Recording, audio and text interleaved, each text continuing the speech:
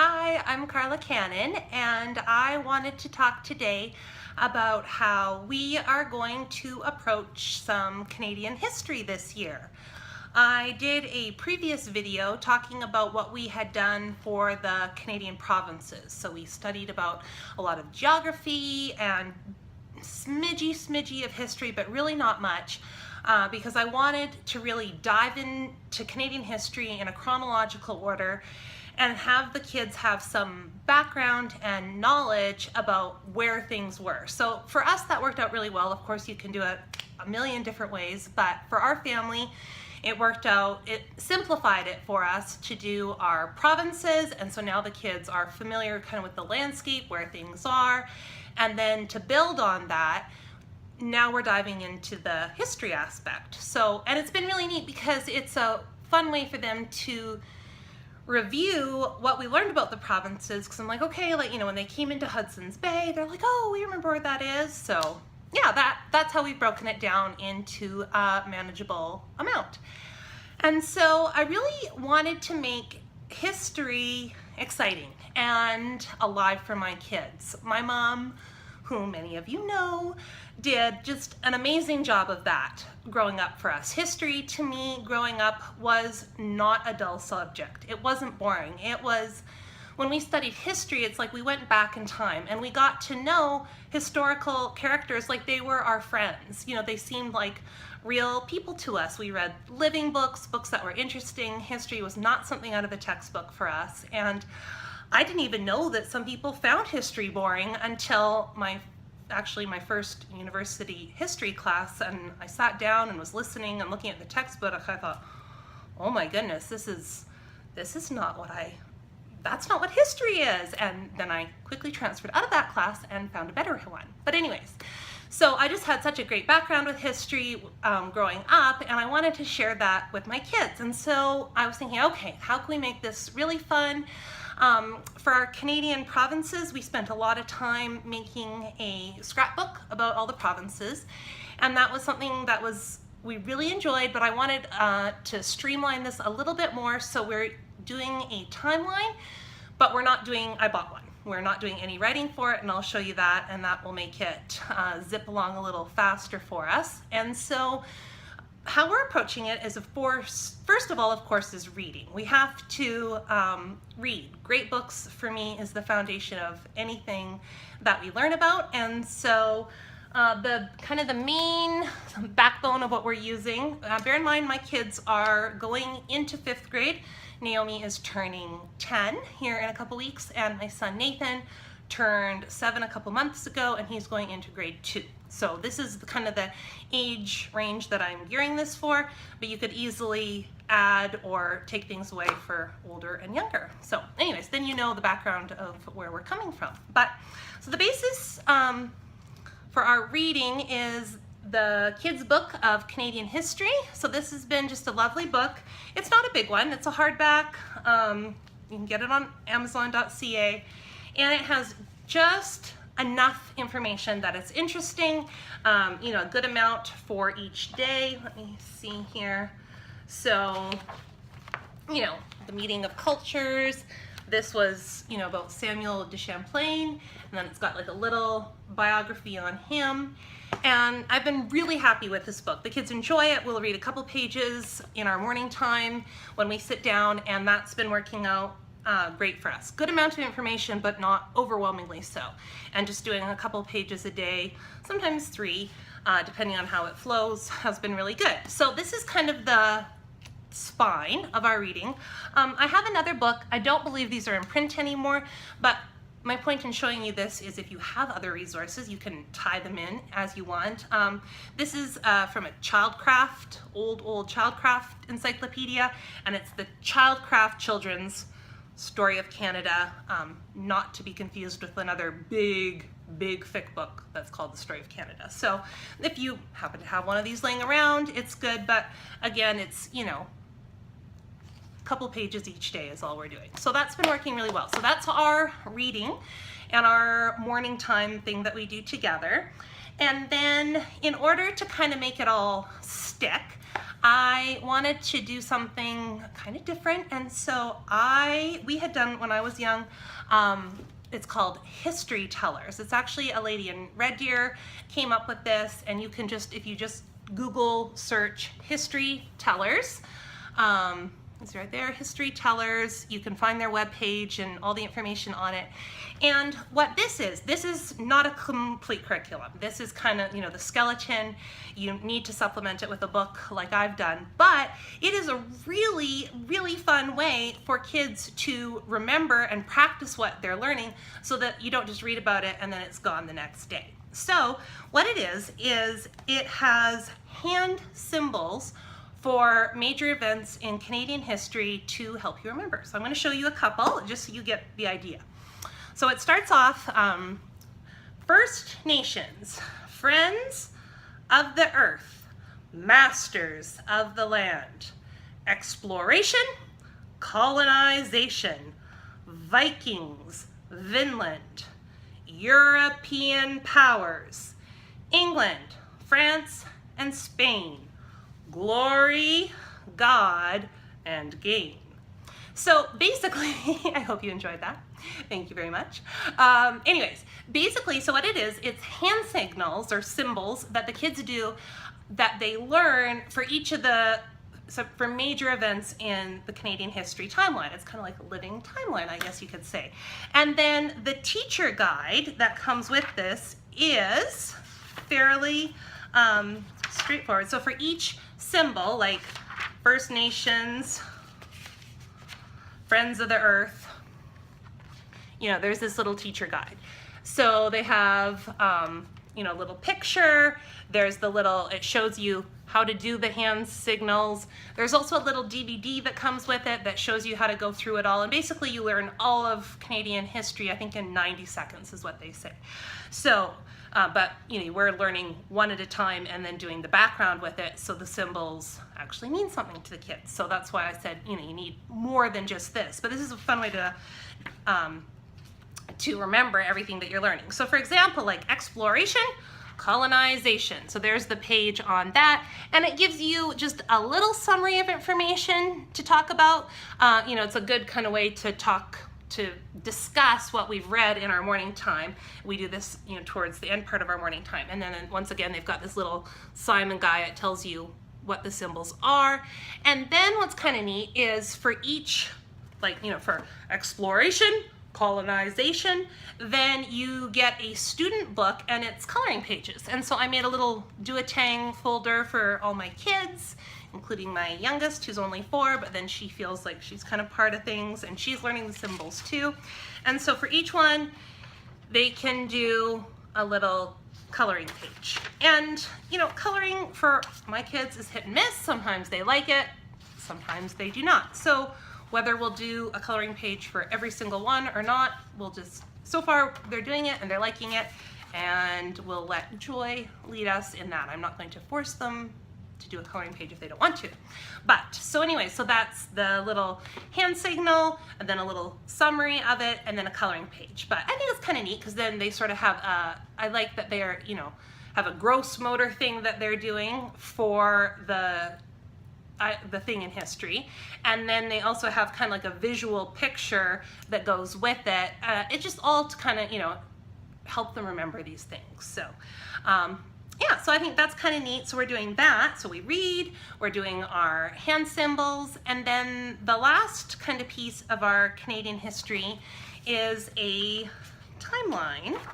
And I bought this. I talked about Lisa Marie, I believe is the name, the Canadian homeschooler, anyways, is her blog. I had bought her virtual trip across Canada unit study and we loved it. So I was like, oh, what else does she have? And she has a timeline resource. You can get up to Confederation or Confederation to present, so I just bought the whole thing. It's very under $20 anyways, very inexpensive, and so it's really neat, and I need a fancier something for it, but this is just up until Confederation. And so this is the cover, and I wish I had printed it out in color. didn't. I don't know, I guess maybe I didn't look far enough ahead to realize that there was some of the pictures in color. So anyway, so for this I put it together, and it was super easy to assemble once I figured out how to do it. So there's these pages, and they go in, and I ended up gluing them like back to back. Anyways, and then you have these little flip things, and these are the things on your timeline. So you've got, you know, your year spread up here. I'm going to go actually to the next page just to give you a better, because there's more that happens later on in Canadian history. But anyways, so like this is 1600 to 1699, and so then she has her events. They're these little, you know, half pages I cut out, and I can't get the page to turn. Here we go. And then you turn them, and then they're in chronological order. So you cut them out so that when you flip them, that they're in chronological order. So they've got the fur trade, and then it's a little summary on the fur trade. And so this has been really neat because we're reading about it, and then we look in the timeline, we're doing our hand signals. So it's kind of a multi-pronged approach to looking at these different things and helping it just kind of stick in the kids' minds. You know, there's Samuel de Champlain. I think I showed in the book where we read about him, and they're like, oh yeah, we remember him. And then it, you know, you can see here there's these little arrows, and it shows you, you know, this is Quebec City when Samuel de Champlain founded that. So, I mean, it's just lovely. Like I said, I would have printed it in color had I thought ahead a little bit more, but anyways. And so, yeah, these are just a really nice way to have a timeline, and I think it's a nice visual for the kids. You could put it up on the wall. I wanted it in a duotang so I can move it around with us, but so that is basically what we're doing for Canadian history. It sounds more complicated than it is, but it's really not. We just kind of read from our book, read a little from here, supplement it from my other book if I feel the need or not. We learn the hand symbols. We look in our little duotang timeline, and the kids color the page. And I think it's just a fun way for it all to sort of line up in their brains. I think for us, we're going to do Canadian history up until Confederation, and then we're going to stop, take a break, and do something else, because that was kind of what I wanted to focus on for now, and then we'll do Confederation to present maybe another year when they're just a tiny bit older. So that is it. We're excited. It's been going really well. We haven't completed it yet, but I've done enough with them to be confident that they are enjoying it. I think it's really bringing history to life for them, and it's been, I think, once again, standing up and doing those symbols together has really been a fun thing for them to do. And also, it is so good when you are out and about and you're at the grocery store and someone says, oh, you homeschool. Well, let me tell you, my friends, you can have your kids do the history of Canada in 90 seconds. It's very impressive. People like that. So that's my little tip from me to you. The other thing that I wanted to show you before I go is there is this series, and I believe you can get it at the library as well, but they are the Canadian Flyer series by Frida Wyszynski, I think. And anyways, these are just such nice little books. If you're familiar with the Magic Treehouse books, it's a same type of thing when we have like a little sled and they go back in time. The books, so they go back in time to different points in Canadian history, and they're not big books. They're not, you know, super hard to read.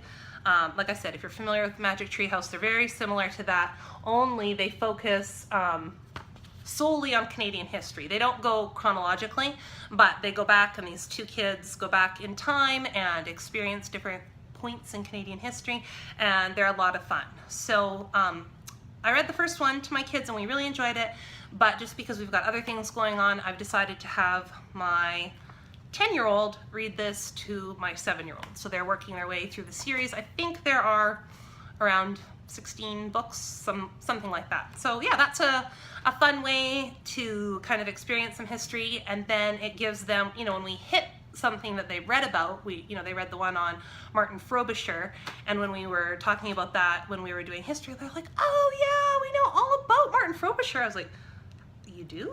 And then anyways, I'm like, yeah, Mom. I was like, oh, that's great. So that's kind of fun.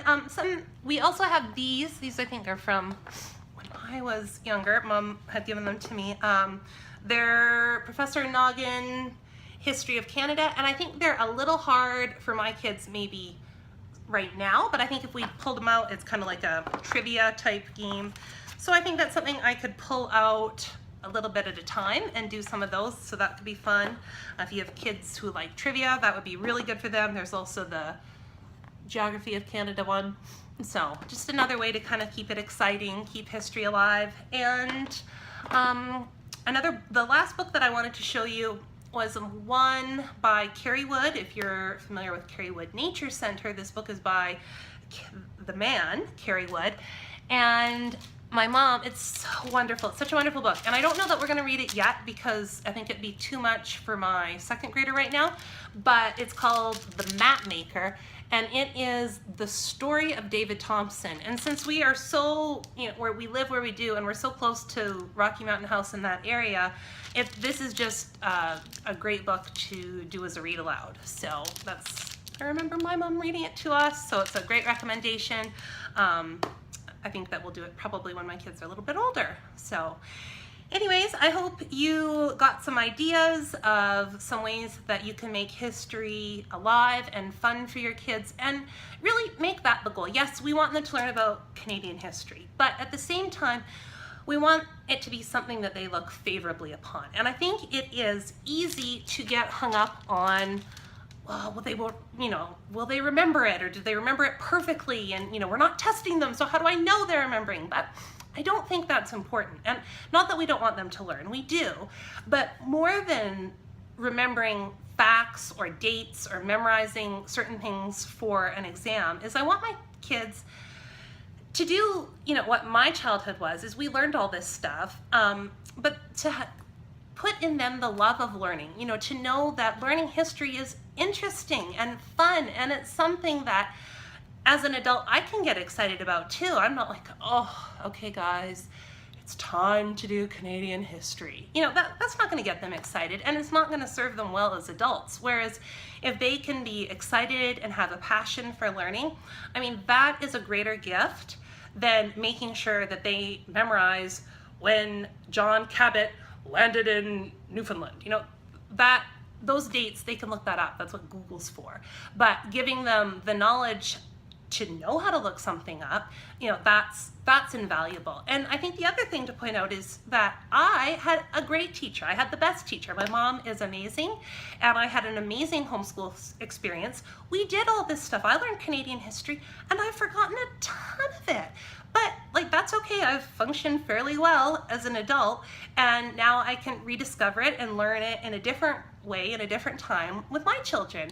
And so I hope you can enjoy the experience of learning together and don't get too hung up on whether they're remembering every teeny tiny detail. You're sharing with things, you're laying with them, you're laying a foundation, and they will learn and they will remember things. So happy learning.